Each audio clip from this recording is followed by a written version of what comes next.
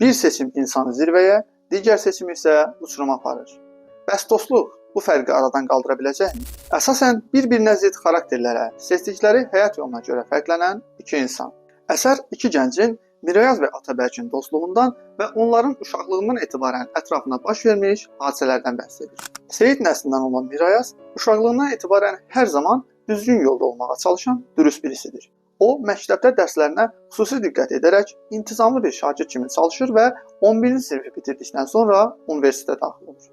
Mirayaz tələbəlik illərində xalası oğlu Ceyhunun məsləhətlərinə qulaq asaraq ondan çox şey öyrənir.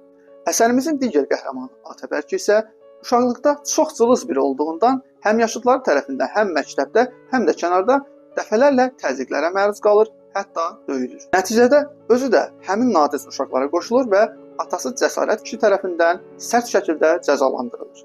Amma atası ona hər şeyi izah etdikdən sonra o uşaqla uşaq kimi, böyüklə isə böyüklərə uyğun rəftar edilməsini anlayır. Mirayaz kimi Atabərk də orta məktəbi bitirdikdən sonra universitetə qəbul olur. Bax, əsas hadisələr də məhz bundan sonra başlayır.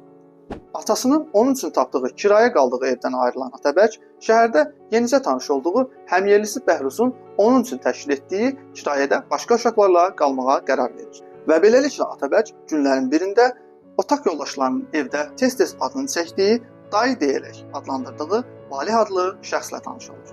Bununla da Atabərkin gələcək həyatı dəyişir və o dələduzluq edən bir qruplaşmanın üzvlərindən birinə çevrilir.